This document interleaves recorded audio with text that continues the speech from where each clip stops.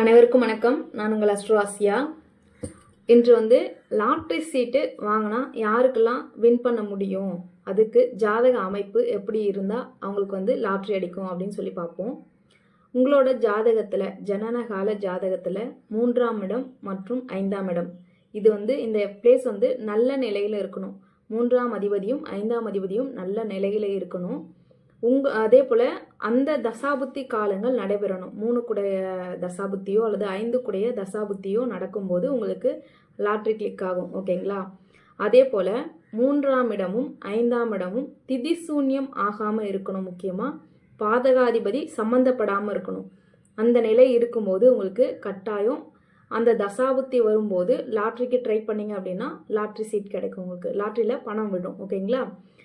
முக்கியமாக பாதகாதிபதி சம்மந்தப்படக்கூடாது 5ஆம் அதிபதியோடையும் 3ஆம் அதிபதியோடையும். ப்ளஸ் 5ஆம் அதிபதி 3ஆம் அதிபதி திதி சூன்யத்திலையும் உட்காரக்கூடாது. திதி சூன்ய அதிபதி இவங்களுக்கு சம்மந்தப்படாமல் இருக்கும்போது மட்டும்தான் இது உங்களுக்கு கிளிக் ஆகும். நீங்கள் லாட்ரி வாங்கும்போது ஒரு பிரசன்னம் பார்த்துக்கிட்டு அப்போது உங்களுக்கு 3ஆம் அதிபதியும் 5ஆம் அதிபதியும் பிரசன்ன லக்னத்துக்கு நல்ல நிலையில் இருக்காங்களான்னு செக் பண்ணிவிட்டு நீங்கள் லாட்ரி வாங்கினீங்கன்னா உங்களுக்கு சக்ஸஸ் ஆகும்.